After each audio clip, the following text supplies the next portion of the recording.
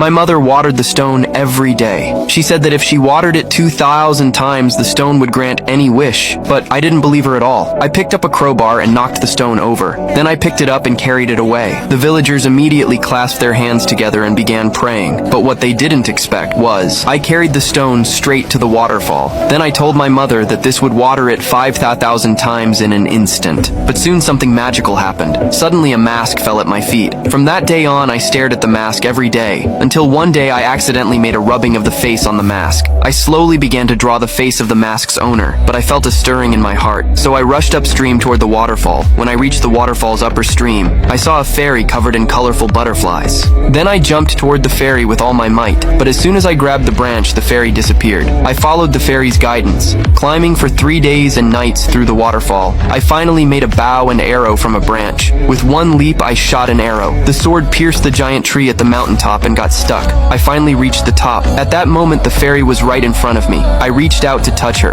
but Alice turned into a butterfly and flew away. I searched the woods for the fairy's trace. Suddenly, I heard a scream. I rushed over to check. I found Alice running out of the woods, and behind her, a group of soldiers were chasing her. Clearly, Alice was being hunted. To prevent Alice from being harmed, I followed them. What I didn't expect was, just when the soldiers were about to catch Alice, she suddenly shouted a mysterious incantation. A sword suddenly flew from the air. Alice turned and the sword pierced through the soldier's body. Then the other soldiers also fell down. It turned out there were many archers hidden in the trees. Alice killed all the soldiers below without getting a single drop of blood on her. At that moment, I felt a stir in my heart. So to capture her, I set a trap to lure her over. Before long, she fell into the trap. I happily went to check, but then I felt a sword pressed against my back. She had somehow hidden behind me. The sword pierced into my body. I then said that I had fallen in love with her and hugged her tightly. Unfortunately, we rolled down the snow-covered mountain. Alice was extremely angry at that moment. She wanted to kill me, but I did a backflip and tore off her sleeve. Then I turned around and removed her outer clothes, lifted her fluffy long hair,